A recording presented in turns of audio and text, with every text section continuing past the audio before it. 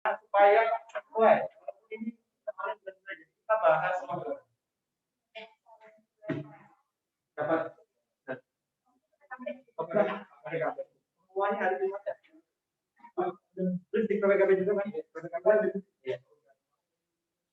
Udah yakin, yang penting yakin. Kalau yakin pasti akan terjadi. Kalian yang di rumah ada Pak Valeri, terus siapa nih? Rio. Udah punya kisi-kisi ya yang dari pemerintah, kalian bisa buka. Sekarang kita bahas soal. Di nomor 1 ini disajikan deskripsi tentang peristiwa sejarah. Struktur deskripsi dapat menunjukkan contoh ruang dan waktu. Nah, sebelum ke ruang dan waktunya itu, kakak jelasin ini dulu nih. Seni, sejarah seni itu menyangkut tentang yang namanya dinasti, gaya bahasa, ya, keindahan penulisan, atau yang namanya estetika dalam penulisan sejarah. Kalau sejarah sebagai kisah menyangkut mencari kembali, yang biasanya dia menyangkut seorang tokoh ya, kehidupan seorang tokoh.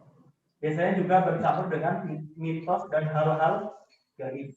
Nah, kalau sejarah sebagai ilmu, dia menyangkut apa? Metode. Ya, dan metode menyangkut yang namanya sistematika penulisan. Ya, terus bisa menyangkut tentang pembuktian. Kita fokusnya ke kisi-kisi ya, bukan ke soal ya. Jadi biar pas. Kalau di soal nanti bisa kan. Kalau sudah sebagai kerja itu menyangkut tentang pengalaman manusia, semuanya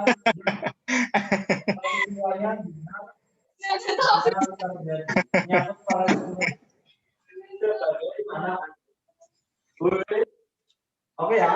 Nah, yang ditanya di nomor 1 ini adalah tentang yang namanya sebenarnya ruang dan waktu dalam konsep dengan di dalam ruang lingkup ini ada 3 unsur. Unsur utamanya adalah 3. Unsur utama. Oh iya. Unsur utamanya ada 3. Apa aja? Yaitu 1 manusia, 2 ruang, 3 waktu. Jadi nanti biasanya di situ bakal ada yang namanya suatu deskripsi tentang peristiwa sejarah. Yang ya ada manusia, ruang dan waktu. Manusia itu siapa? Manusia adalah subjek dan objek dalam peristiwa sejarah. WNS, gue juga WNS dulu. Nah, ruang itu adalah tempat ya, tempat terjadinya suatu peristiwa. Iyalah, semuanya harus disita. Nah, waktu, kalau waktu itu adalah batasan ya, batasan setiap peristiwa sejarah. Ini. Tapi ini kita bahasnya kisi-kisi ya, soalnya nanti dipakai buat latihan soal. Ya. Oke ya. Nah, ini namanya manusia, ruang dan waktu. Ada deskripsi disuruh tunjukkan biasanya pernyataan 1, proklamasi tanggal 17 Agustus dilaksanakan di Jalan Pegang Santri nomor 56.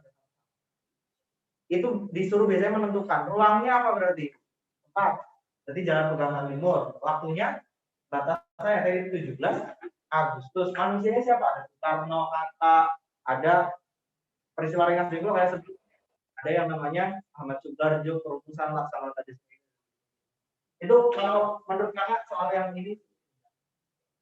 Tapi ini ada hubungannya juga dengan yang nomor 1. Kalau yang ditanya sejarah sebagai ilmu memiliki syarat-syarat di antara lain kecuali yang adanya objek, betul ya, metode betul. Adanya kisah yang tersusun secara kronologis. Nah, yang enggak berarti yang E ya, karena itu maksudnya ke sejarah sebagai ilmu. Begitu. Nah, kesinambungannya antara ruang lingkup dan unsur utama dalam sejarah ini, namanya ada yang namanya konsep kausalitas. Pernah dengar ya? Apa itu? Nah, betul. Konsep sebab akibat. Konsep sebab akibat. Satu peristiwa sejarah. Nah, biasanya kalau konsep kausalitas ini berdampak yang namanya pada perubahan. Paham ya? Ada juga yang namanya keberlanjutan. Selain perubahan itu akan berdampak pada yang namanya keberlanjutan. Perubahan yang berkelanjutan itu apa? Contohnya reformasi tahun 98 itu namanya perubahan yang berkelanjutan. Sampai sekarang masih kita reformasi ya. Orde lama ke orde baru ke reformasi itu namanya berkelanjutan. Peristiwa sejarah nggak mungkin terjadi untuk yang kedua kalinya, tapi pasti akan berlanjut. Ada yang namanya sebab akibat. Orde lama, orde baru itu muncul karena ada yang namanya orde lama. Orde baru muncul karena orde lama. Itu berakibat pada terjadinya reformasi. Pertama tadi namanya konsep keberlanjutan. Ya. Jadi perubahan keberlanjutan itu maksudnya adalah perubahan yang saling terkait satu sama lain. Sama lagi. Paham ya? Berarti nomor 1 jawabannya. Nomor 2. Nah. Nomor 2, kalau di kisi-kisi tulisannya disajikan deskripsi tentang pernyataan ruang lingkup sejarah. Peserta didik dapat menentukan kedudukan sejarah sebagai ilmu, peristiwa, dan seni. Ini juga. Jadi untuk kisi-kisi nomor 2 ini sama saya yang nomor 1. Paham? Jadi kalau ditanya tentang ruang lingkup, ada biografi Soekarno dan Hatta, itu masuk sejarah sebagai apa? Biografi. Bagi kisah, karena dia menceritakan kehidupan, ya, bukan peristiwa. Jatuhnya bom atom di Nagasaki Hiroshima. Gampang ya gitu ya. Nah, untuk membedakannya gampang. Kalau di nomor 2 ini nanti ada tentang peristiwa sejarah tersebut dengan kehidupan masa kini. Oke, menginterpretasikan. Berarti ini masuk ke yang nomor 2 ini. Nomor 2, kegiatan mengumpulkan informasi atau data sebanyak-banyaknya. Ini maksudnya apa? Tahapan penelitian sejarah ini. Penelitian. Kalau kalian mau meneliti tentang suatu peristiwa sejarah, jangan. Yang harus kalian lakukan pertama, pilih dulu topik sama judulnya. Pemilihan topik dan judul. Congratulations pada topik dan judul. Penelitian. Dalam menentukan topik dan judul harus memperhatikan yang namanya ketersediaan sumber sejarah. Kalau kalian meneliti suatu peristiwa sejarah tapi nggak ada sumbernya, ya sama aja bohong. Jadi harus memperhatikan betul-betul yang namanya sumber sejarah yang ada. Yang kedua, baru disebut dengan tahapan apa? Heuristik. Apa tuh heuristik? Yang tahu? Tahapan pengumpulan data atau sumber sejarah. Pengumpulan data dan sumber sejarah. Sumber sejarah kan ada banyak kan? Ada sumber lisan, tertulis, sama sumber benda. Itu kalau berdasarkan bentuknya, ya nggak?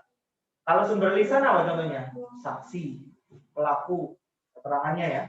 Kalau sumber benda, fosil, bisa juga artefak. Kalau sumber tertulis bisa prasasti, naskah kuno dan sebagainya. Itu kalau berdasarkan bentuk. Kalau berdasarkan sifatnya ada 2, sumber primer sama sekunder. Kalau sumber primer itu sumber pertama yang tidak didapatkan dari sumber lain. Sumber sekunder didapatkan dari sumber. Itu heuristik. Ketemulah misal 3 sumber sejarah, sumber A, B, C. Terus diapain sumbernya? Verifikasi. Nah, nama lain dari verifikasi ini adalah kritik sumber. Jadi sumber-sumber yang didapat yang tadi ya A, B, C, D, E dilakukan verifikasi, dikritik, bener nggak sih sumber sejarahnya, sesuai nggak sih sama yang akan kita teliti. Nah, itu dibagi jadi 2 untuk yang verifikasi. Ada kritik eksternal dan kritik internal ya. Internal. Bedanya apa, Kak? Kritik eksternal adalah kritik terhadap bahan baku dari sumber sejarah. Misal contohnya, Kakak bilang ini batu asalnya dari 60 juta tahun yang lalu. Kan bisa aja Kakak bohong, ya nggak? Nah, ada kemudian ilmu batu untuk menentukan umur batuan atau sumber sejarah. Nah, itu dilakukan di kritik eksternal untuk menentukan apa tadi? Keaslian ya. Keaslian dari sumber. Nah, ternyata setelah diteliti 3 sumber sejarah yang kita dapat A, B, C, D, semua. Terus diapain? Ditentukan sesuai apa enggak. Kita mau meneliti tentang zaman praaksara. Tapi di sini ada prasasti salah satunya. Walaupun asli bisa dipakai enggak? Enggak kan? Prasasti itu kan zaman tertulis, berarti nggak bisa. Nah, dari sinilah muncul kritik internal ya. Kritik untuk menentukan kesesuaian dari sumber. Paham? Bisa nggak sumbernya asli tapi nggak sesuai? Ya bisa. Misal kayak contohnya kita meneliti tentang Perang Dunia I, tapi saksi atau sumber sejarah yang kita dapat adalah kalau orang yang terlibat dalam Perang Dunia I asli tapi nggak sesuai kan? Kayak gitu. Paham? Nah, makanya kalau yang nggak sesuai nggak bisa dipakai. Nah, kalau dia asli dan sesuai baru bisa dipakai sebagai sumber. Habis itu diapain? Yang keempat, di tahapan interpretasi. Dari sumber-sumber yang sudah sesuai dan asli itu dilakukan penafsiran kembali peristiwa sejarah. Gimana kejadiannya, sebabnya apa, kronologinya bagaimana, selesainya gimana. Ini di sini. Kan peristiwanya masa lalu kan? Jadi kita tafsirkan. Makanya kemudian karena ada interpretasi di terjadi yang namanya subjektivitas dalam penulisan. Contohnya, peristiwa G30 SPK kan banyak teori ya, yang menganggap ada siapa dalam dibalik PKI gitu. Karena ada yang interpretasi. Baru setelah itu dilakukan yang namanya terakhir nih, historiografi. Apa itu historiografi? Apa? Penulisan kembali peristiwa sejarah. Secara singkat kalian hafalin yang depannya aja. Kalau heuristik ya, heuristik berarti pengumpulan. Kalau kritik berarti menentukan keaslian dan kesesuaian. Kalau interpretasi penafsiran. Kalau historiografi paham? Nah, kalau yang ditanya di nomor 2 apa kira-kira? Heuristik ya, easy lemon. Gua lanjut ke nomor 3. Di kisi-kisi di sini juga sama. Untuk yang nomor 3, tulisnya disajikan deskripsi tentang kegiatan dalam penelitian sejarah. Pasti nanti ini masuk. Penelitian sejarah tersebut ada heuristik, verifikasi, interpretasi, verifikasi. Cocok. Lanjut. Disajikan ilustrasi tentang 2 sumber sejarah. Nah, ini ada artefak fosil tadi dapat menyimpulkan kelebihan dan kekurangan dari yang namanya sumber sejarah. Di sini di nomor 3 ini ciri-ciri ya. Oke, nanti ciri-cirinya nanti. Sekarang kita jelasin tentang sumber sejarah dulu. Apa sih yang dimaksud dengan sumber sejarah? Ada yang tahu? Sumber sejarah itu adalah segala sesuatu yang dapat digunakan untuk apa? Menentukan kebenaran suatu peristiwa sejarah. Maka bilang Jepang menjajah Indonesia. Kakak bilang kayak gitu, kenapa? Karena ada buktinya, ada sumbernya. Gitu. Itu disebut sebagai sumber sejarah. Nah, yang ditanya di kisi-kisi di nomor 3 ini adalah ini tadi, kelebihan dan kekurangan dari sumber sejarah.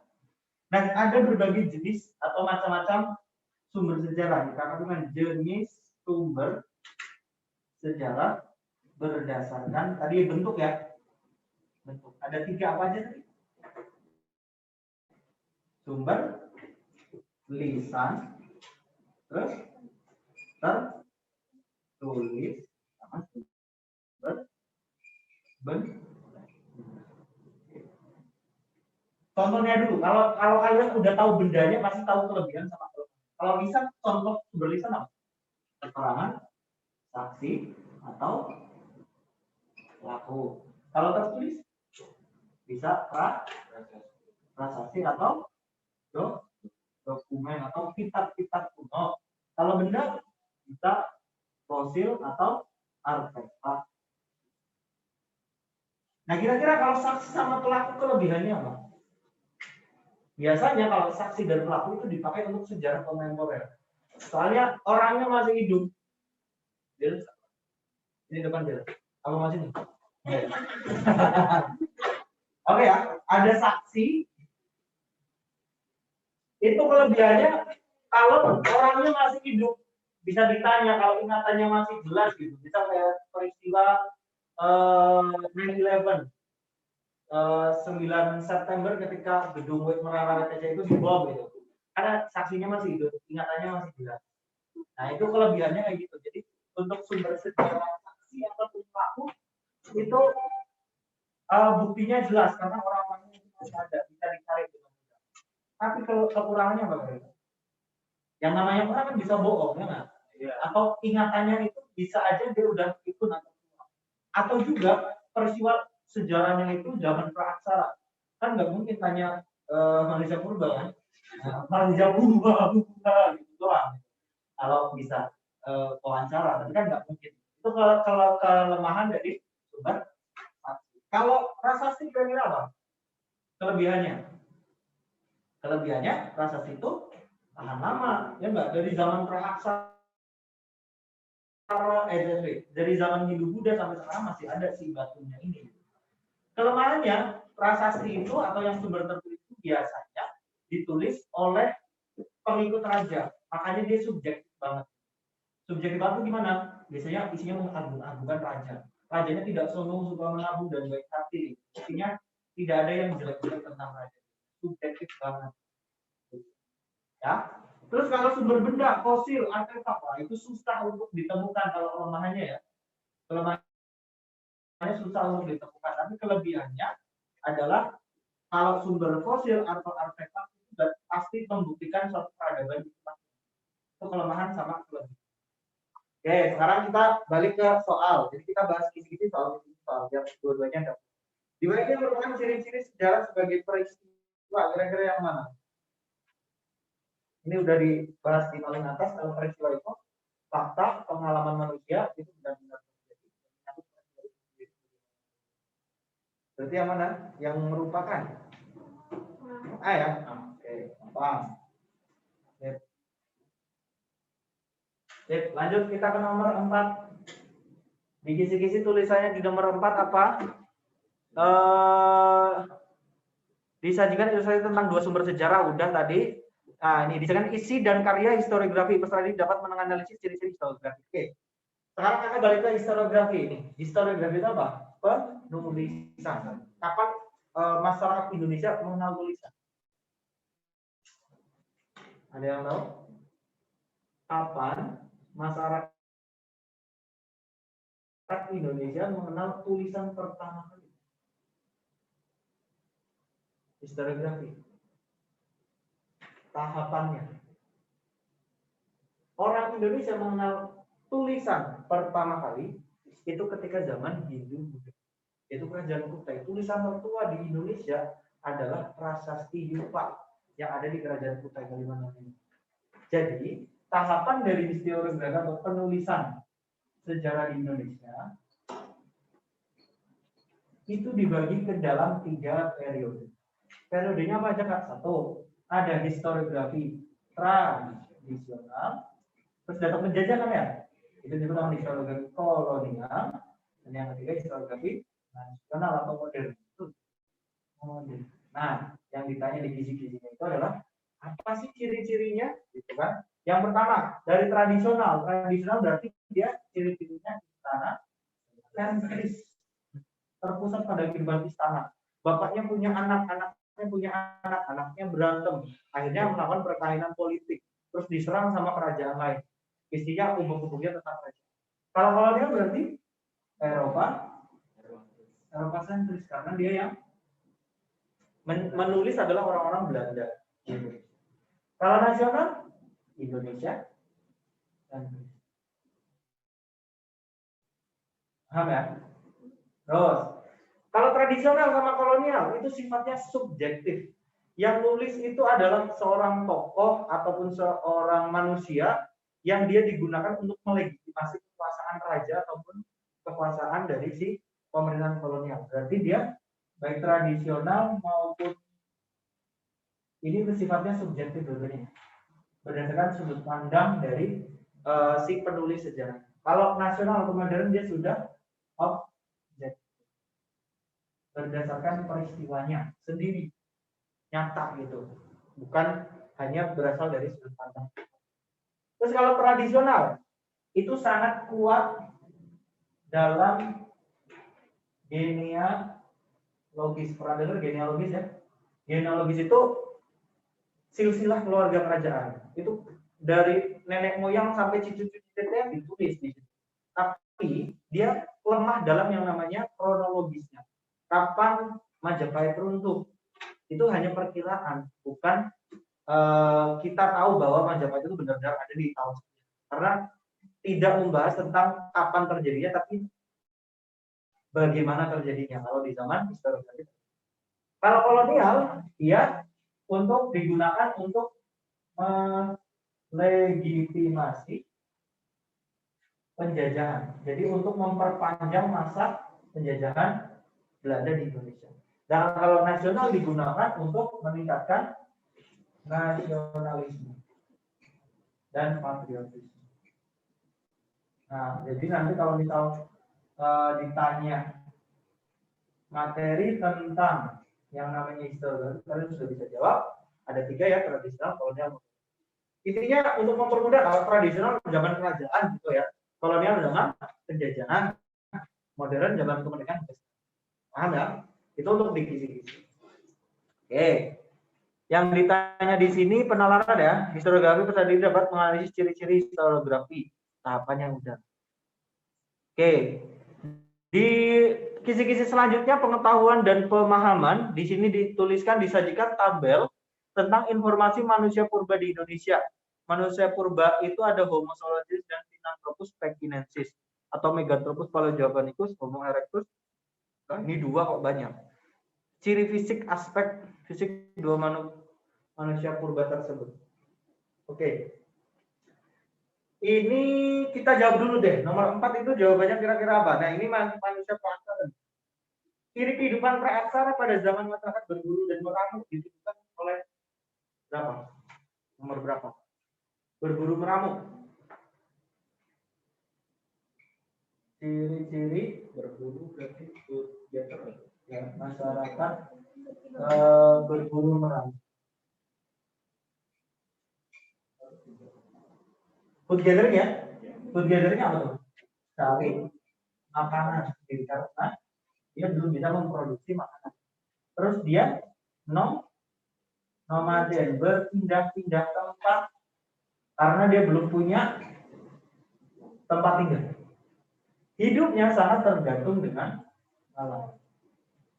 Tergantung. Berarti jawabannya apa? Di pertanyaan berikutnya ada manusia purba, enggak ya? Kalau nggak ada, pakai tulisan. Karena di kisi-kisinya ada manusia purba, ada ciri-ciri yang ditanyakan adalah Homo sapiens dan Sinanthropus pekinensis. Homo Cro-Magnon, persamaan dan perbedaan fisik. Banyak banget tapi ya. Kita bahas 2 aja deh. Perbedaan ciri fisik ya, ciri fisik manusia purba 2. Ciri fisik manusia purba. Kalau di sini ada 2. 1 Meganthropus paleojavanicus yang ditanya. Paleojavanicus. Dan 1 lagi ada yang ditanya adalah Homo Cro-Magnon.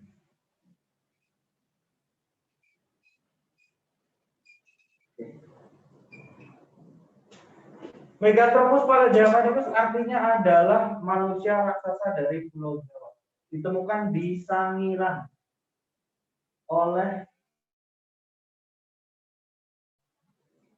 von Wensel. Ya, dia manusia, nenek moyangnya orang Jawa itu katanya. Ya. Ciri-cirinya gimana? Ciri-cirinya satu, tidak memiliki dagu.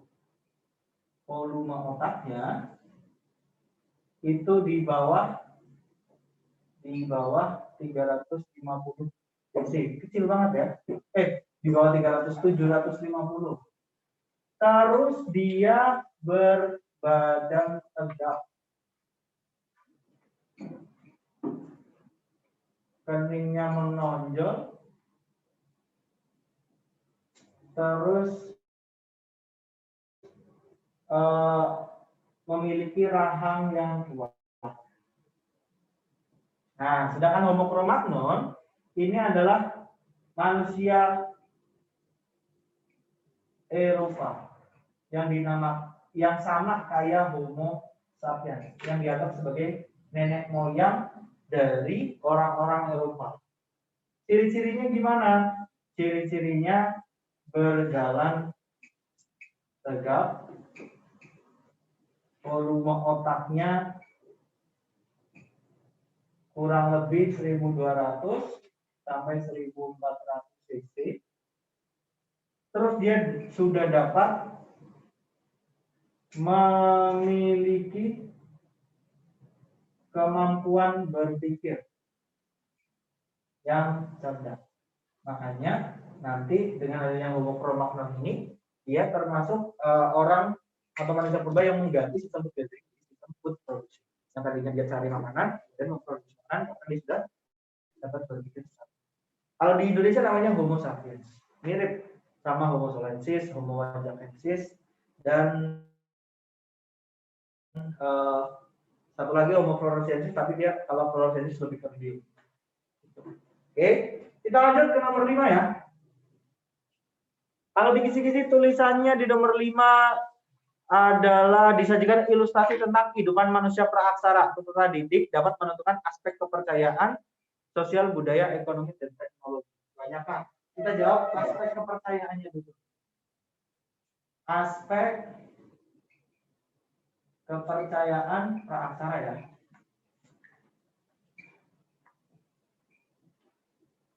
Manusia praaksara itu punya 3 kepercayaan yang utama. 1 disebut dengan animisme. 2, 3, totemisme. Bedanya apa? Nah, betul. Kalau animisme itu percayaan terhadap pemujaan terhadap arwah nenek moyang, roh nenek moyang.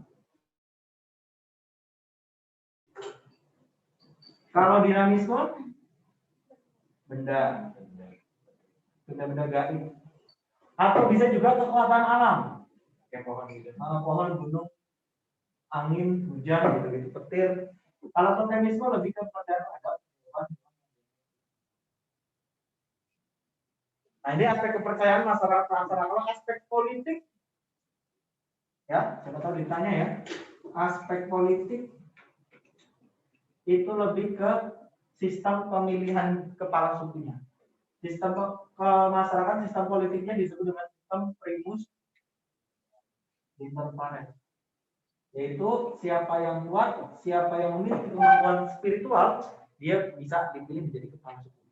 Ya. Pemilihan kepala suku berdasarkan fisik, kekuatan fisik, dan spiritual. Kalau bisa berkomunikasi dengan arwah nenek moyang kayak dukun gitu bisa jadi kepala suku. Terus kalau aspek ekonomi. Nah, kalau aspek ekonomi itu manusia praaksara memakai sistem barter. Sistem barter atau tukar menukar barang.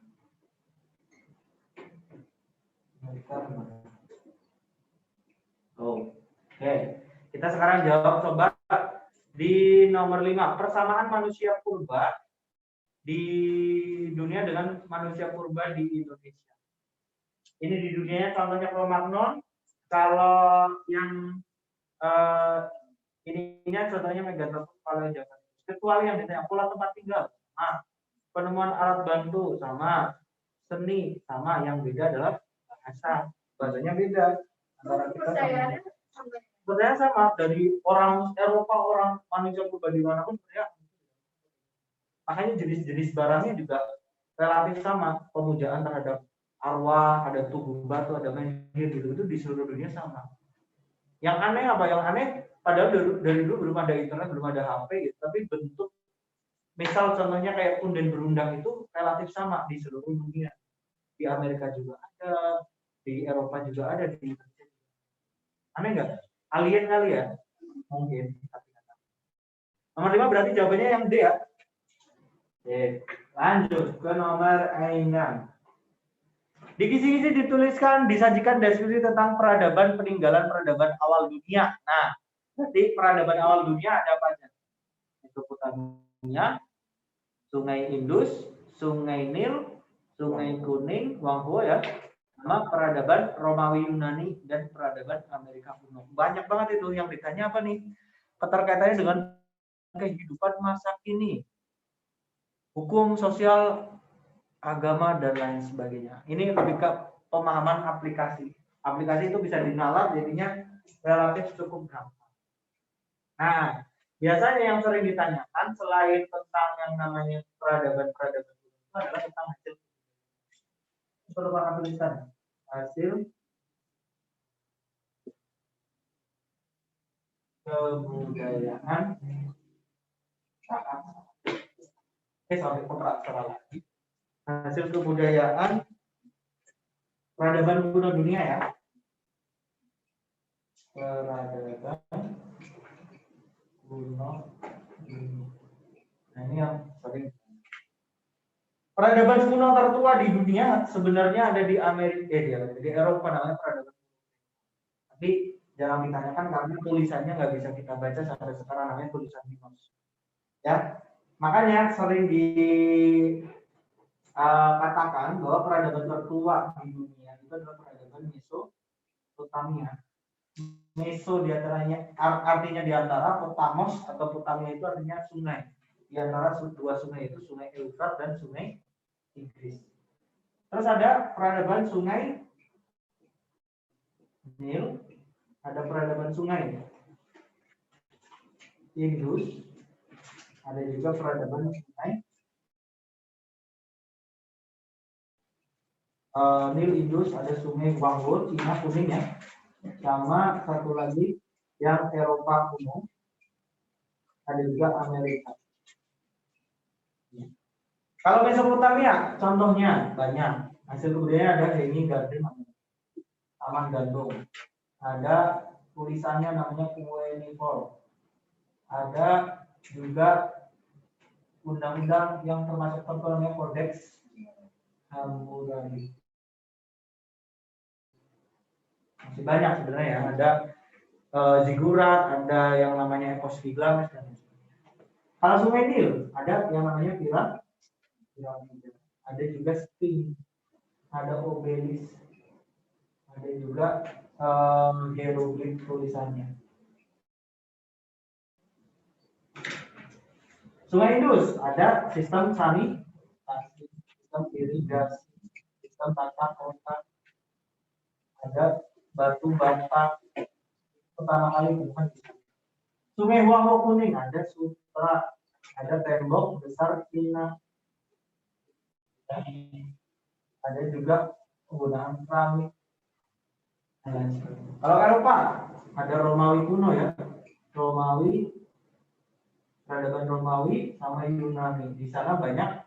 Kalau Yunani itu lebih, Romawi lebih ke militeran, Yunani lebih ke sistem demokrasi. Ada penggunaan beton, ada kuil-kuil banyak ya, ada kuil Pantheon, ada Kolosseum kalau di Romawi ya, untuk gladiator. Kalau Amerika kuno Ada peradaban Aztec, Maya, Inca, di sana juga banyak kuil ya. Kuil, ada juga piramida.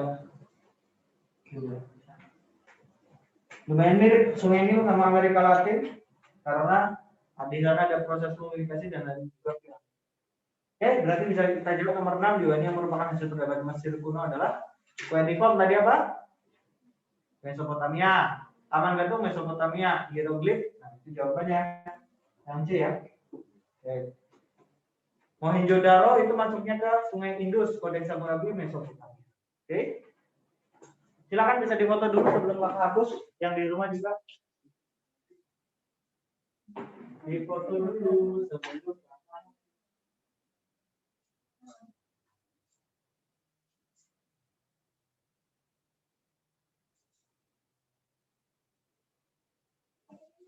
Udah ya? Oke.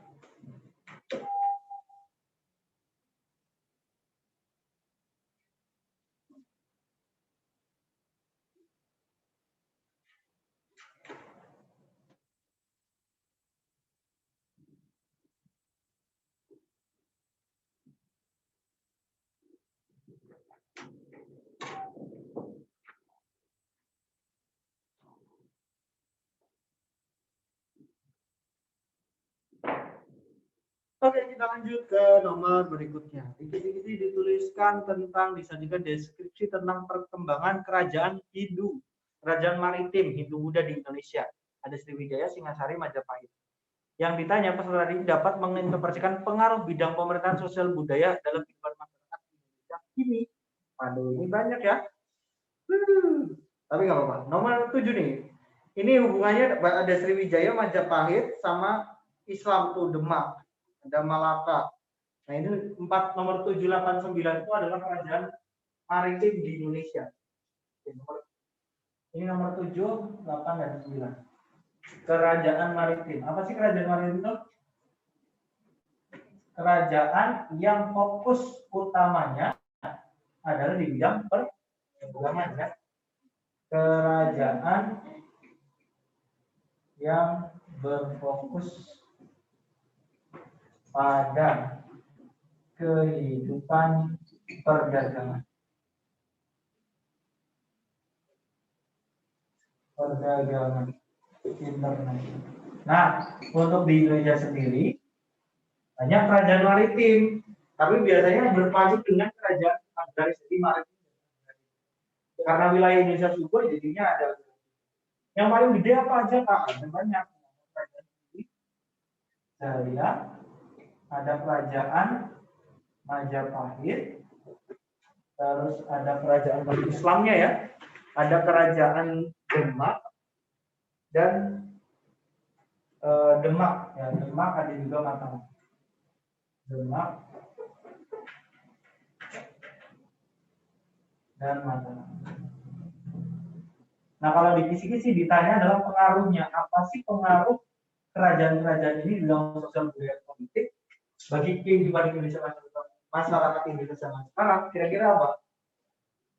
Sriwijaya kerajaan nasional pertama, orang gede banget wilayahnya. Majapahit kerajaan nasional kedua. Demak juga penyebar agama Islam, akan melawan Belanda.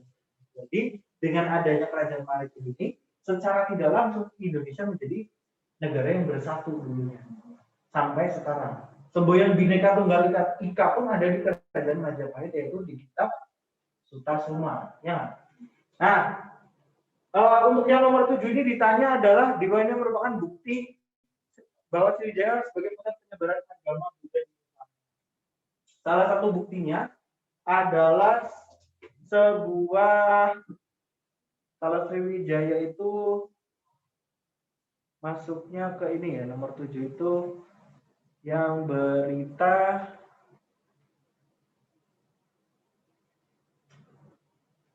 Cina. Nah, yang B. Ini kakak tuliskan ya, ada berita Itsing. Tapi bukannya berita Cina ada yang Nah, agama Islam. ada juga berita Cina agama Islam, tapi itu beritanya dari Mahuan. Kalau Itsing itu ke Indonesianya abad ke-17, ketemu sama kerajaan Sriwijaya. Yang menyatakan bahwa kerajaan Sriwijaya itu adalah merupakan kerajaan yang beragama. Menyatakan Sriwijaya merupakan kerajaan Buddha di Sumatera pada abad ke-7 Masehi. Kalau yang Islam itu Mahuan abad ke-5. Ya, berarti ini jawabannya nomor 1, nomor 7 apa? Yang Itsing ya, yang B ya. Oh ya, ini perlu kakak tuliskan ya, ini kerajaan nasional pertama menurut Muhammad Yamin. Kalau ini Majapahit kerajaan nasional kedua. Demak itu adalah pusat penyebaran Islam sebagai bandar transit. Nanti Mataram itu adalah kerajaan yang menguasai Pulau Jawa. Menguasai Pulau Jawa. Nah, dampaknya ini terhadap kehidupan Indonesia sekarang adalah terjadinya yang namanya integrasi bangsa. Intinya itu. Paling nanti hubungan pertanyaannya itu dengan ini integrasi. Gitu. Oke, lanjut ke nomor 8. Di nomor 8 ini ditanya pengaruh kebesaran Majapahit pada masa ini dapat dilihat dari kecuali. Nah ini Majapahit ya. Ini kalau ini nanti biasanya ditanya tentang sumber kerajaan Majapahit yang hubungannya dengan masyarakat Indonesia sekarang. Di antaranya ya, ada kitab-kitab kuno. Ada yang pertama kitab Negara Kertagama. Ada juga kitab Paralaton. Ada kitab Sutasoma. Ada juga kitab Arjuna Wiwaha. Isinya apa Pak? Oh, sebelum isinya pengalamannya dulu. Biasanya kitab Negara Kertagama itu dikarang oleh Empu Prapanca. Paralaton itu anonim, tidak ada pengarangnya. Sutasoma dan Arjuna Wiwaha dikarang oleh Empu yang sama, itu Empu Tantula. Empu itu adalah sebutan untuk golongan Brahmana di zaman kerajaan Buddha. Kitab Negara Kertagama itu berisi tentang silsilah keluarga kerajaan hingga Raja Hayam Wuruk, puncak kejayaan Majapahit. Kalau Paralaton itu juga silsilah keluarga kerajaan, tapi dari zaman Singasari. Sebelum Majapahit kan ada kerajaan Singasari ya. Silsilah Raja Singasari dan Majapahit. Sedangkan kalau Sutasoma itu yang isinya adalah Bhinneka Tunggal Ika, di mana pas zaman Hayam Wuruk berhasil si Majapahit ini berhasil menguasai Nusantara. Kalau kitab Arjuna Wiwaha itu berisi tentang keterangan bagaimana setelah ditaklukkannya Nusantara, nanti Majapahit berkembang menjadi kerajaan yang besar, yang terbesar malah di kawasan Asia. Tadi nomor 8 jawabannya adanya semboyan Bhinneka Tunggal Ika. Ya. Kalau yang bahasa Melayu itu lebih ke Sriwijaya ya. Karena pada zaman Sriwijaya itu bahasa Melayu itu dijadikan sebagai lima tanda bangsa penghubung. Jadi kayak bahasa Inggris sekarang, dulu orang-orang dari timur, dari barat, dari tengah di Indonesia juga. Hah? Oh ya kecuali ya misalnya. Bersatunya seluruh Nusantara ya, kita punya banyak Oh iya, majunya bahasa Melayu iya, semboyan Bhinneka iya. Stupa iya, yang enggak yang C nih, berkembangnya agama Hindu ke seluruh iya juga. Yang B ya, betul. Kecuali yang B. Lanjut ke nomor 9, faktor yang menyebabkan kebesaran kerajaan Demak. Kenapa kerajaan Demak itu bisa menjadi kerajaan yang besar? Kita ada faktornya.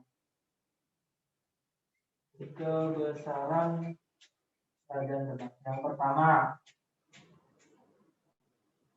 runtuhnya Majapahit. Runtuhnya Majapahit. Terus yang kedua, tahun 1511 Malaka dikuasai oleh Portugis. Sehingga kemudian banyak pedagang Islam yang nggak suka sama Portugis pindah ke Demak. Terus juga letaknya pastinya strategis.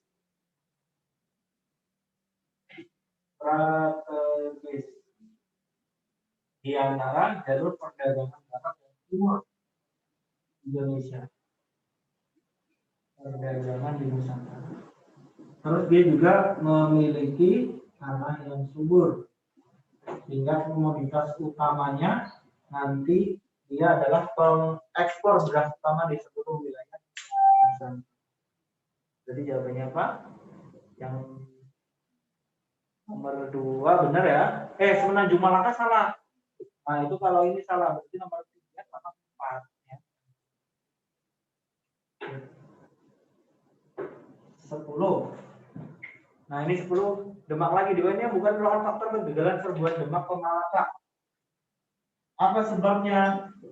Jadi Demak perang menyerang Portugis di Malaka. Kan tadi kabarnya di tahun 1511 Malaka dikuasai oleh Portugis.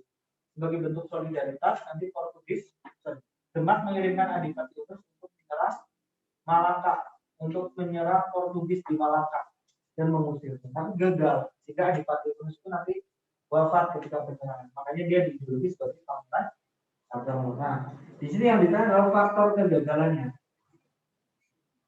Kegagalan Demak menyerang Portugis. Yang pertama, kalah persenjataan dan strategi. Kalah persenjataan dan strategi. Yang kedua, jaraknya cukup jauh dari Jawa ke Singapura kan jauh ya, cukup jauh. Dan yang ketiga adalah dia ini apa kalau di situ ada yang bukan ya, kalau persenjataan betul. Portugis memiliki taktik perang, tadi strateginya kalah juga. Pasangan itu terjadi wabah penyakit. Belum ada rasa persatuan di Nusantara, jarak Malaka jauh. Nah, ini pasukannya juga terjangkit penyakit juga. Pasukan terjangkit. Berarti yang enggak Bang? Yang D ya. Karena kalau yang kesatuan Nusantara itu baru ada nanti pasukan jauh sebelum kerajaan-kerajaan. Setelah kerajaan-kerajaan dulu. Jawaban 4 option B. Oke. Kita lanjut ke nomor 11, pembuatan revolusi Prancis. Nah, ini masuk ke revolusi besar dunia nih. Disajikan tentang kondisi Demak, udah. Kerajaan Islam, udah. Disajikan gambar contoh peristiwa penting di Eropa. Peserta didik dapat menemukan peristiwa penting di Eropa. Ada Renaissance, Merkantilis, Reformasi Gereja, Baru Revolusi. Oke. Nah, ini materinya banyak ya. Kita singkat bagian. Ini masuknya ke peristiwa besar di Eropa. Yang pertama, sebelum Eropa menjadi negara penjajah, mereka sempat mengalami suatu zaman yang Dark Age ya. Pernah dengar kan ya? Dark Age, satu zaman di mana Eropa mengalami kemunduran peradaban. Eropa mengalami kemunduran peradaban. Kenapa? Salah satunya karena orang-orang Eropa itu sistem politik pemerintahan ekonominya itu didominasi oleh ajaran gereja Katolik yang kemudian membuat orang-orang Eropa mengalami kemunduran meluas ya. Hingga akhirnya nanti muncul kaum humanis yang menginginkan untuk membuat rakyat di Eropa kembali modern. Makanya lahir gerakan Renaissance. Apa itu? Kelahiran kembali. Apa yang dilahirkan kembali? Peradaban Yunani dan Romawi yang dianggap nenek moyangnya orang-orang Eropa. Jadi Renaissance ini muncullah yang namanya apa itu? Abad pencerahan. Abad pencerahan, di mana orang-orang Eropa tercerahkan dengan yang namanya ilmu pengetahuan dan teknologi. Nah, di sini muncul yang namanya saya taruhnya itu revolusi industri di Inggris yang menyebabkan apa? Perubahan industri yang tadinya tradisional menjadi modern. Perubahan dari yang tadinya menggunakan tenaga manusia dan hewan menjadi tenaga manusia. Terus selain revolusi industri, kalau di bidang ekonominya itu yang namanya paham dan merkantilis. Apa itu? Paham untuk menumpuk logam mulia sebanyak-banyaknya. Menumpuk logam mulia dengan cara mencegah yang namanya mencegah yang namanya impor dan memperbanyak ekspor. Itu di bidang politik. Terus di bidang pemerintahan muncul yang namanya sekularisme. Apa itu?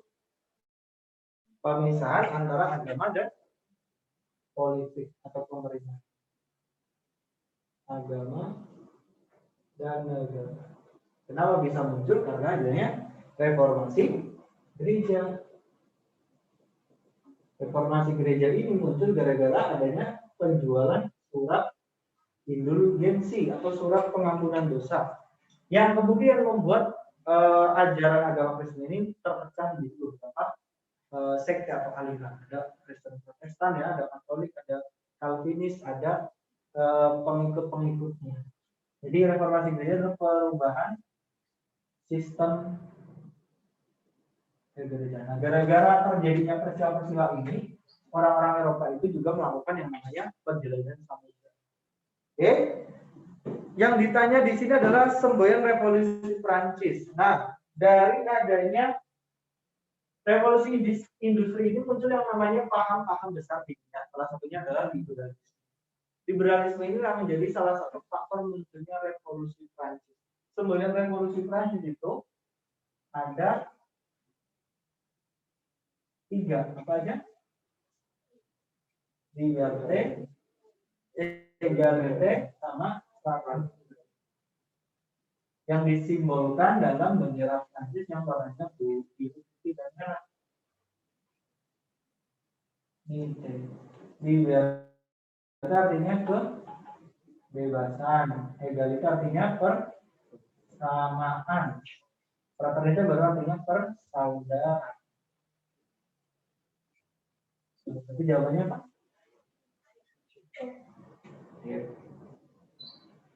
Jawab ke nomor berikutnya.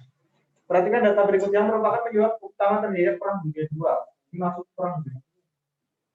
Kalau di kisi-kisi ke Perang Dunia II ini apa nih? Ada nggak? Nah benar nih. Saya kan deskripsi Perang Dunia II peserta didik mampu menunjukkan penyebab khusus terjadinya PD1 dan PD2. Gampang berarti yang ditanya penyebab khusus. Sebab khusus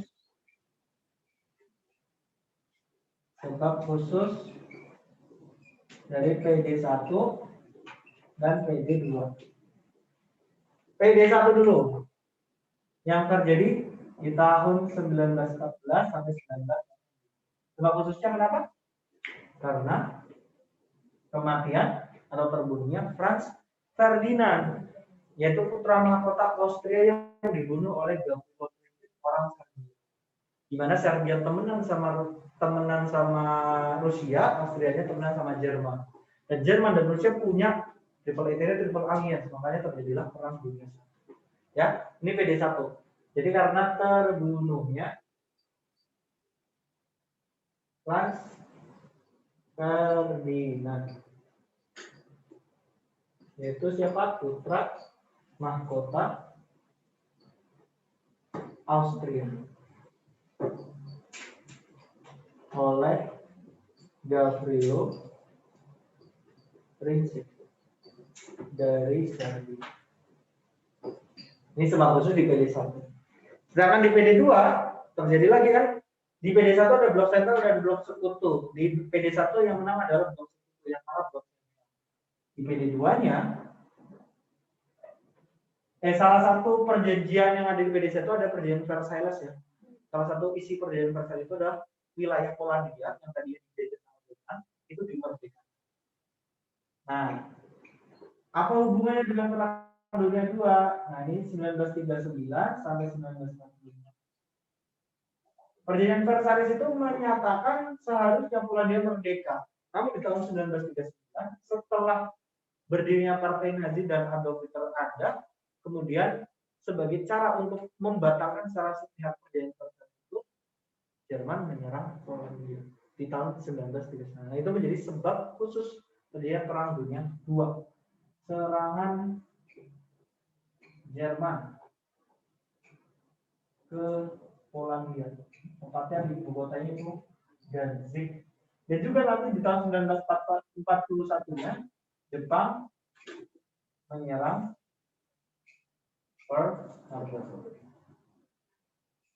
Itu nanti sebab Amerika Serikat gabung ke Perang Dunia II.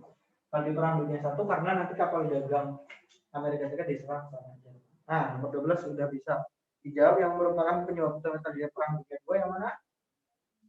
Nah, 4 dan 3. Yang B. 13. Yang ditanya di sini disajikan beberapa informasi tentang kondisi politik pasca Perang Dunia I. Peserta itu mampu mengidentifikasi faktor-faktor kegagalan LBB dalam mengatasi masalah politik. Oke, faktor kegagalan LBB. LBB itu adalah sebuah organisasi yang ada sebelum PBB ya.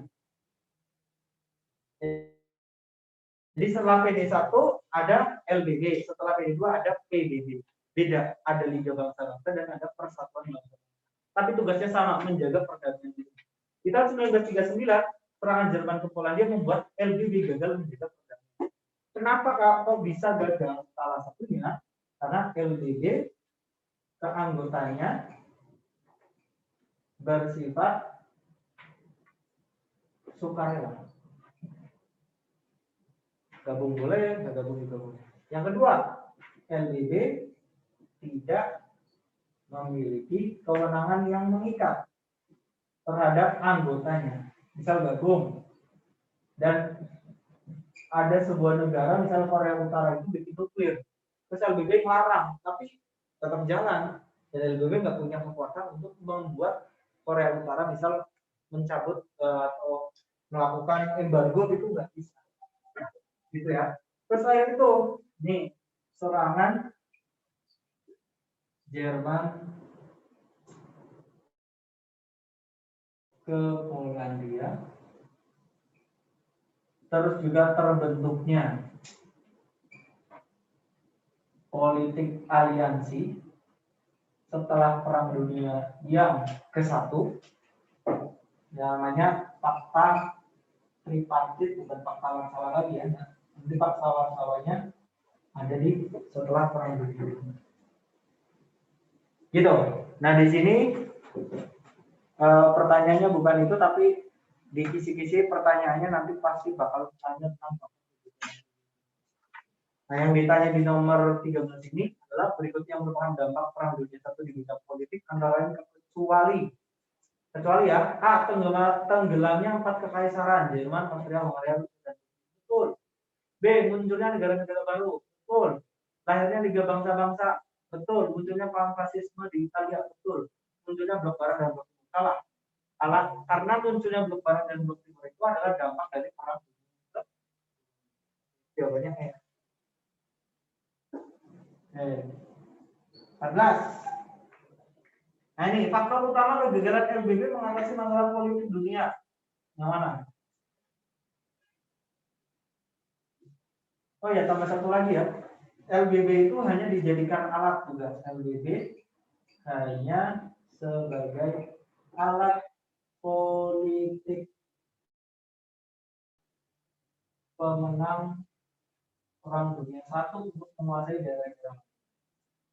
Nah, untuk yang nomor 14 sudah kita jelaskan faktor-faktornya adalah yang di atas itu. Yang kaya tidak memiliki peraturan yang mengikat terhadap dan sifatnya adalah sukarela. Lanjut ke nomor 15. Pasca Perang Dunia berkembang paham yang saling bersaing satu sama lain. Apa namanya? Liberalis, komunis. Nah, itu ada di blok perang dingin ya. Liberalisnya Amerika Serikat, ininya komunisnya. Tapi di kisi-kisi tulisannya adalah apa nih? Disajikan pernyataan tentang lahirnya paham nasionalis, liberalis, dan mampu mengidentifikasi dampaknya bagi Indonesia. Oke. Paham besar di dunia itu ada 5 jumlahnya. Paham besar di dunia. Apa aja Kak? Ada yang namanya paham tadi ya, liberalisme. Ada demokrasi. Ada sosialisme. Ada yang namanya komunisme. Ada juga pan-islamisme. Ada juga paham nasionalisme. Nah, yang ditanya itu adalah dampaknya. Bedanya aja dulu ya. Kalau liberalisme lebih ke paham ininya kebebasan. Liber itu artinya kebebasan. Demokrasi lebih ke arah kedaulatan rakyat, di mana sebelumnya kita dijajah atau dikuasai oleh kerajaan, jadinya dikuasai sama rakyat. Kalau sosialisme lebih ke paham kepentingan bersama. Nah, kalau komunisme adalah paham kepemilikan bersama. Sama sih sebenarnya antara sosialisme dan komunisme. Kepemilikan bersama. Keadilan ya. Kalau pan-islamisme paham persatuan Islam. Kalau nasionalisme paham kecintaan terhadap tanah air. Nah, ternyata paham-paham ini memberikan dampak yang penting bagi Indonesia. Nah, dampaknya apa? Dampaknya muncul yang namanya pergerakan nasional. Pergerakan nasional yang dimulai tahun 1908 di Indonesia. Karena ada paham-paham tersebut. Itu ya. Nanti nomor 15 jawabannya yang B. Silakan bisa dicatat dulu.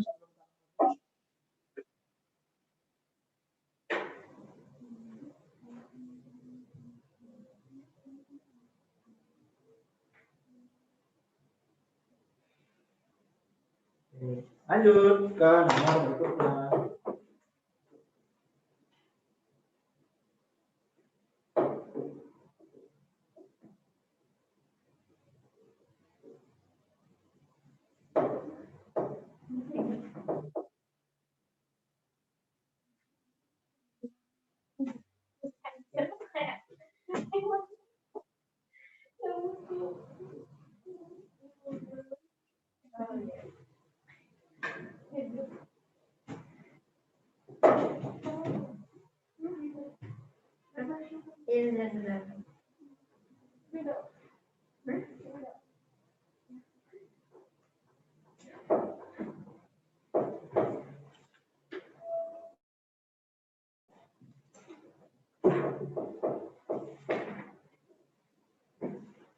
Lanjut.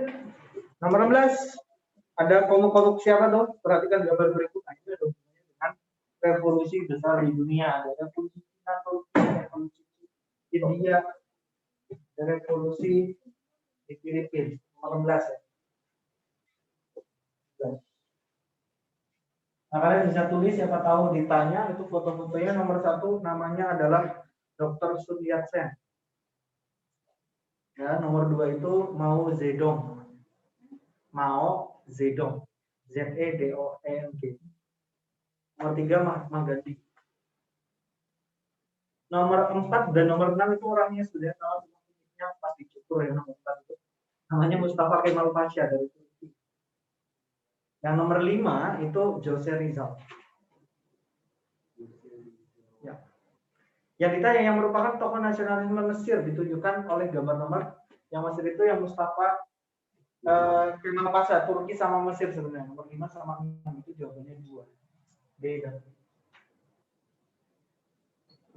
Yang nomor 2 itu yang komunis bukan? Ya, nomor 2 komunis, nomor 1 nasionalis Cina. Nah, yang di sana di sini, kalau di sini masuknya ke paham besar. Terus, nah ini masuknya pergerakannya. Disediakan data tentang organisasi pergerakan nasional, Budi Utomo. Tadi yang mengidentifikasi strategi berdirinya organisasi pergerakan tersebut. Nah, di nomor 17 ini kakak mau menjelaskan tentang strateginya.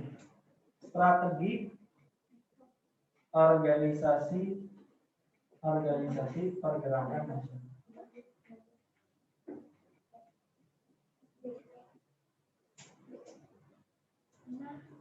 Strateginya apa aja gitu ya. Yang pertama, ada strategi yang disebut dengan kooperatif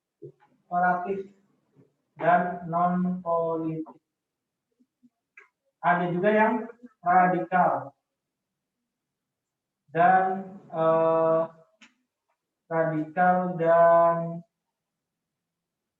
politik. Ada juga yang kooperatif dan juga politik. Oh, ini radikal dan non kooperatif ya.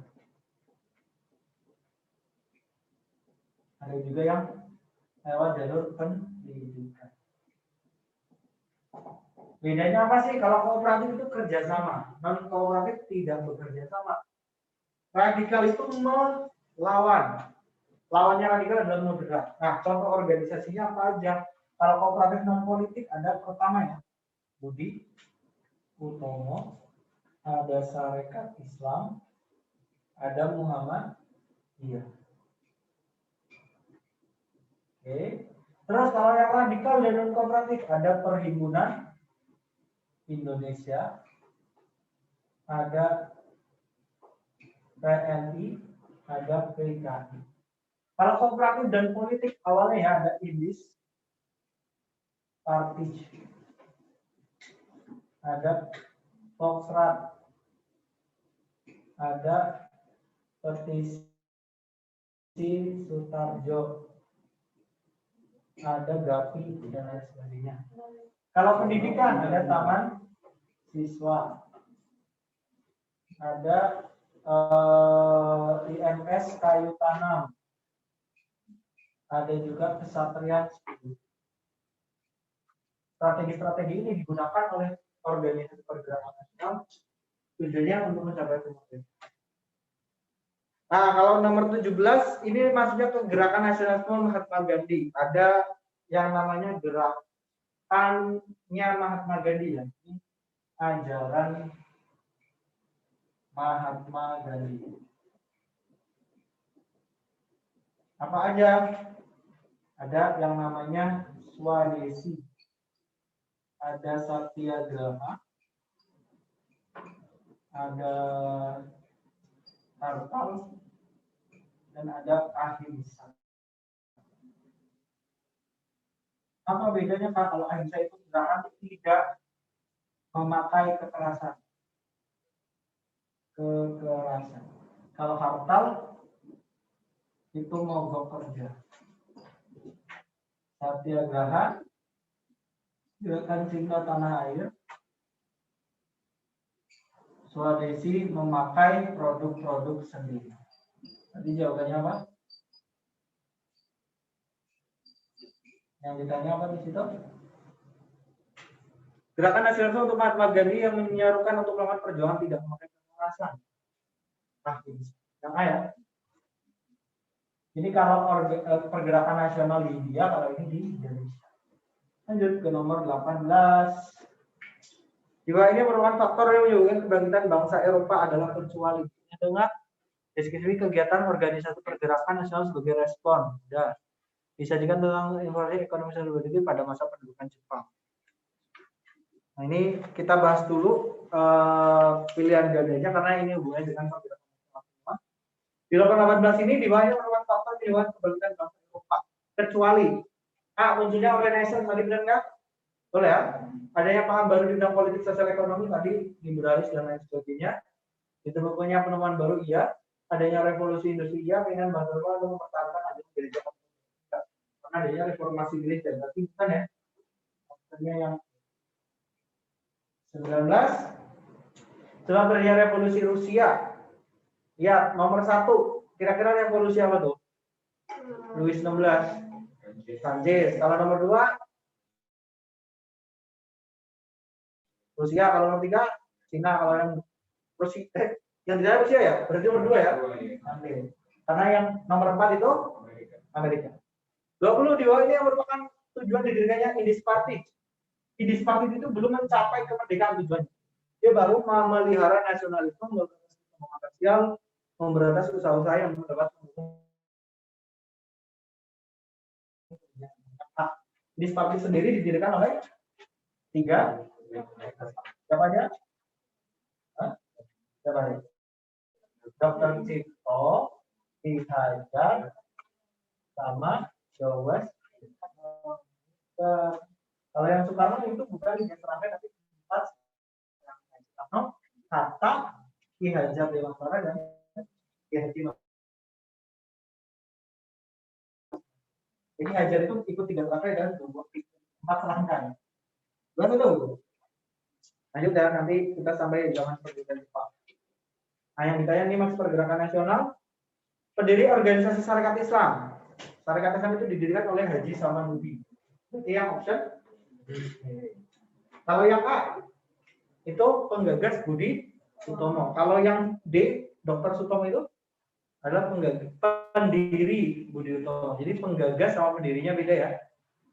Kalau yang E, Indies Party tadi ya, Ki Hajar Dewantara. Yang C, itu penggagas, pendiri Taman Siswa. Ahmad Dahlan pendiri Muhammadiyah. Oke, nomor 22. Perbedaan strategi perlawanan sebelum dan sesudah abad ke-20. Yang benar yang mana? Sebelum abad ke-20 dipimpin oleh pemimpin agama, betul ya. Setelahnya dipimpin kaum cendekiawan, nomor 1 betul. 2. Semangat integrasi nasional, sebelumnya salah berarti ya.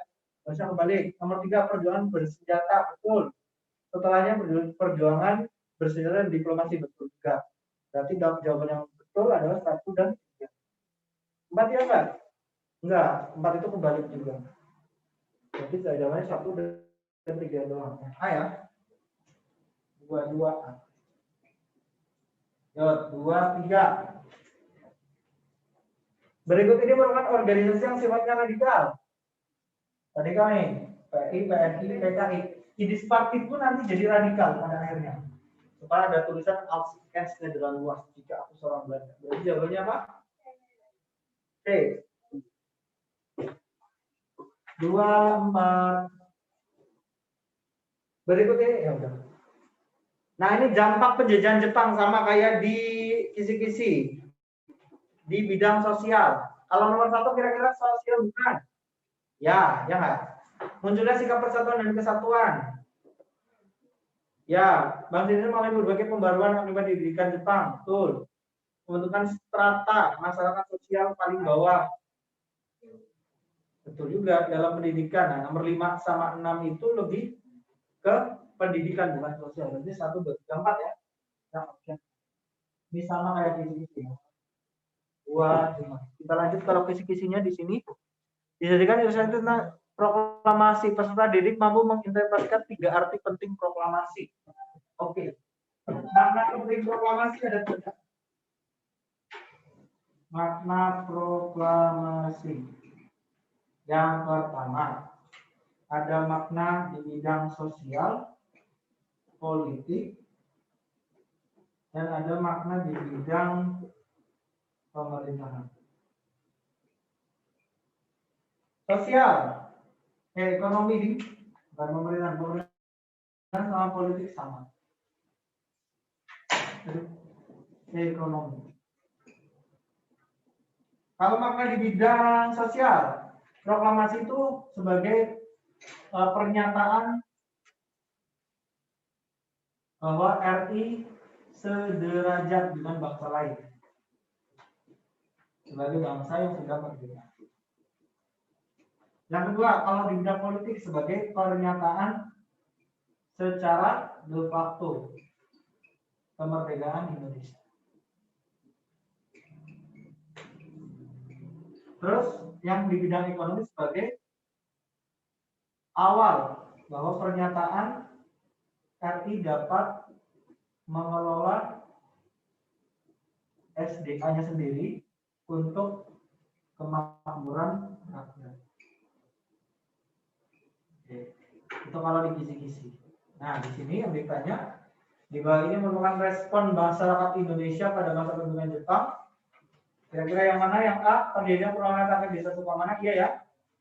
Yang ditanya yang bukan, terjadinya perlawanan peta, betul. Terbentuknya organisasi gerakan bawah tanah, iya. Terjadinya pertempuran Surabaya, enggak. Karena yang D itu melawan bukan Jepang, itu melawan sekutu. Ke nomor 20. Piagam PBB ditandatangani di San Francisco pada tanggal 26 Juli. Nah, ini dasarnya, pasti di sini di kisi-kisi juga ada nih. Dijadikan informasi tentang PBB. Berarti yang mana kira-kira? Jadi ada piagam PBB di bawah ini yang bukan merupakan isi piagam tersebut yang hubungannya dengan dasar pelaksanaan proklamasi. Yang A, menjamin terciptanya perdamaian dunia, betul. Perselisihan diselesaikan dengan cara damai, betul. Larangan melanggar kedaulatan negara, betul. Ada intervensi terhadap urusan domestik. Karena kalau di piagam PBB, setiap negara itu tidak boleh ikut campur dengan urusan dalam negeri negara lain. Nomor 27, peran organisasi internasional ASEAN. Yang mana kira-kira? Meningkatkan kerjasama politik dan keamanan di Asia Pasifik. Salah ya, ASEAN kok Asia Pasifik. Mempelopori perjanjian persahabatan Asia Pasifik enggak. Apa ke ASEAN? Mengatasi masalah di Asia Timur enggak. Meredakan ketegangan dunia itu GNB. Menyelesaikan persoalan PJT. Ini salah ya. Ini salah semua loh. Kalau nomor 1, 2 itu adalah APEC. APEC. Kalau yang atasi masalah di Asia Timur itu masuknya SAARC. Beda. Iya, SAR. Iya, peredakan ketegangan dunia itu GNB. Kalau nomor 5 itu OPEC. Nomor 6 yaitu jawabannya berarti ASEAN ya. Salah satunya kolonialisme, apartheid itu tujuannya ASEAN. Ini jawabannya nomor 6 doang. 6. 28. Peran Indonesia dalam peredakan perang dingin antara lain yang mana kecuali GNB ya, KPT GNB 1 iya. Indonesia menjadi pendengar betul. Presiden Soeharto merintis bukannya kembali betul. Yang enggak itu yang mana? GNB di Bandung. Nah, itu bukan GNB ya, KAA ya. Nah, ya. Lanjut 29. Diplomasi beras. Nah, ini hubungannya dengan India ya. Yang isinya kecuali. Ini alasan kenapa India mendukung Indonesia gara-gara ini. Pengembalian pemerintahan RI. Isi dari konferensi New Delhi setelah kita membantu mereka membantu kita dengan cara menyelenggarakan konferensi. Isinya Belanda harus mengembalikan RI Jogja betul. Pembentukan pemerintahan negara betul. India mau kedaulatan Indonesia 25 Januari 49. Penyerahan kedaulatan perairan. Nah, yang enggak yang C, karena C itu lebih ke Mesir. Ya, C. 30. Di bawah ini merupakan contoh penerapan iptek dalam bidang teknologi informasi. Kalau pertanyaan tentang iptek kalian bisa ini ya, bisa nalar lah. Berarti yang mana? Informasi, internet ya. Nah, gampang. 31. Fungsi diterapkan teknologi massal di Indonesia di bawah ini kecuali meningkatkan pendapatan nasional, ya, meningkatkan jumlah barang, betul. Mengembangkan industrial, ya, meningkatkan tingkat pengangguran di perkotaan. Menciptakan dan meningkatkan tingkat kesempatan kerja bagi masyarakat. Teknologi massal yang mana?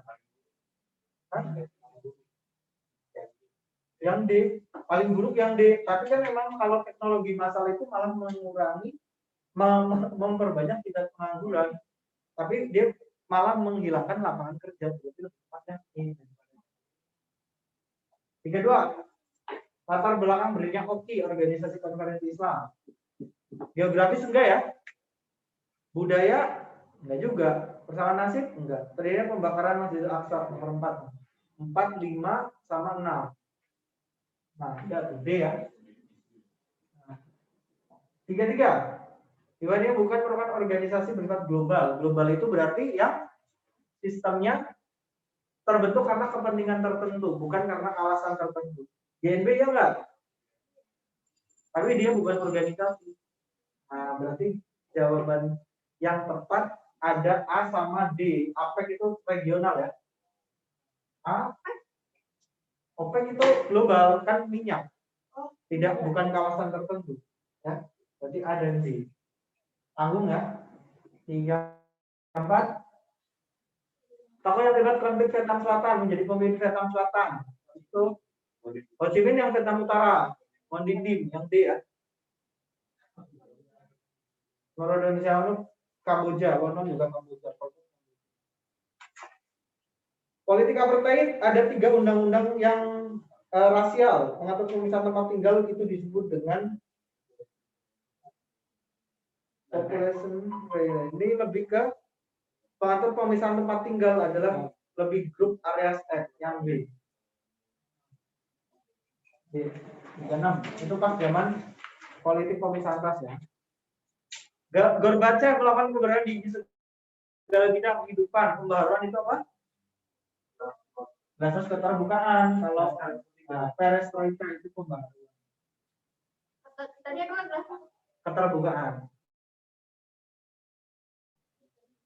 Perestroika Nizea itu adalah keterbukaan.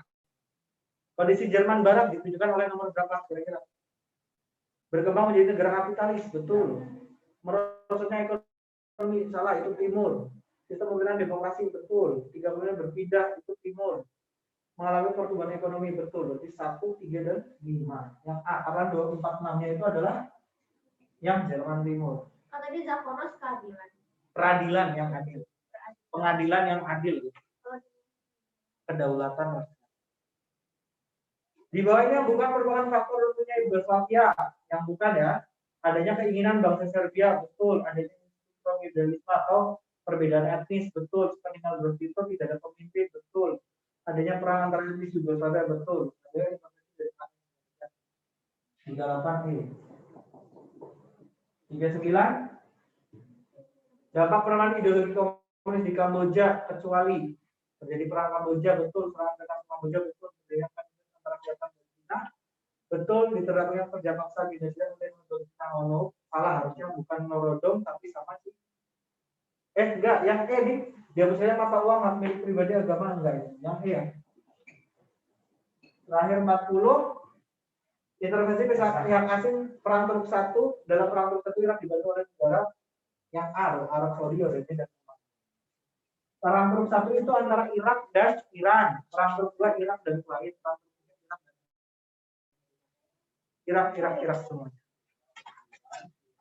Irak Kuwait sama Irak.